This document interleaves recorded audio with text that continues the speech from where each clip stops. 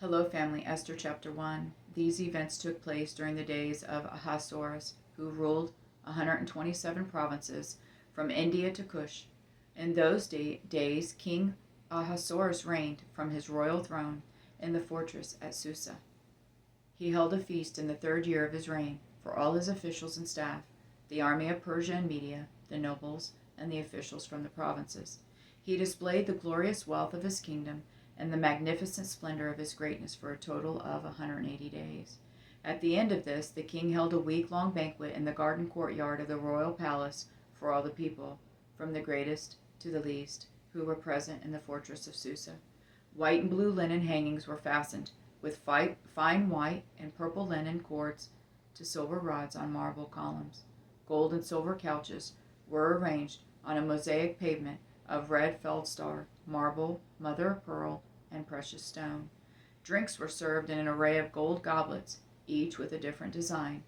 Royal wine flowed freely, according to the king's bounty. The drinking was according to royal decree.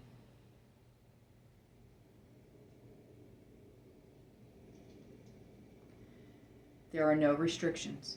The king had ordered every wine steward in his household to serve whatever each person wanted. Queen Vashti also gave a feast for the women of King Ahasuerus' palace. On the 7th day, when the king was feeling good from the wine, Ahasuerus commanded Mehuman, Biztha, Harbona, Bigtha, Abagtha, Zithar, and Carcass, the 7 eunuchs who personally served him, to bring Queen Vashti before him with her royal crown. He wanted to show off her beauty to the people and the officials, because she was very beautiful. But Queen Vashti refused to come at the king's command that was delivered by his eunuchs. The king became furious, and his anger burned within him. The king consulted the wise men who understood the times, for it was his normal procedure to confer with experts in law and justice.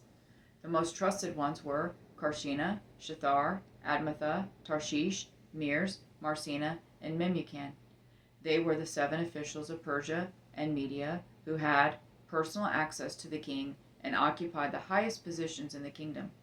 The king asked, according to the law, what should be done with Queen Vashti, since she refused to obey King Ahasuerus' command that was delivered by the eunuchs. Memucan said in the presence of the king and his officials, Queen Vashti has wronged not only the king, but all the officials and the peoples who are in every one of King Ahasuerus' provinces.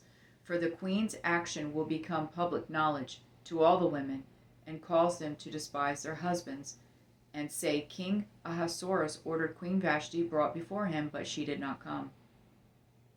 Before this day is over, the noble women of Persia and Media who hear about the queen's act will say the same thing to all the king's officials, resulting in more contempt and fury.